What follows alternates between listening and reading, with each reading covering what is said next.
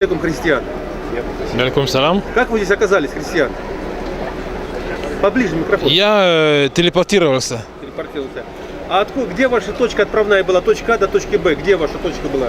Таганская. Таганки, да? Угу. Ну и как прошла телепортация? Без проблем? Без проблем, беспрепятственно. Вот я мигом оказался здесь. Да?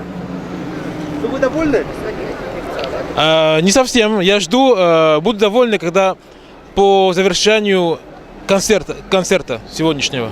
Что вы думаете о своем дедушке Чайковском? Я бы сказал, что он не является моим дедушкой. А прадедушка, да? Я бы сказал, что Пушкин претендует на роль моего дедушки.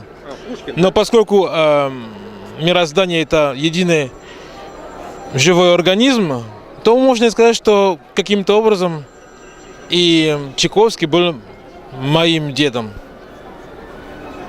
Вот, поэтому я приехал, собственно говоря, без всяких шуток, посмотреть на концерт, потому что я знаю, что сегодня у нас очень будет, такой, скажем, волшебный концерт, в котором играют просто виртуозно музыканты.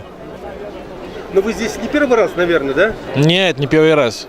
Вы здесь постоянный слушатель, зритель? Я как говорят по-русски, не завсегдатый, но часто бываю здесь. Скажем, хотя бы раз в год. А это хорошо. Что передать вашим слушателям, зрителям? Я передаю всем здоровья, любви, взаимопонимания.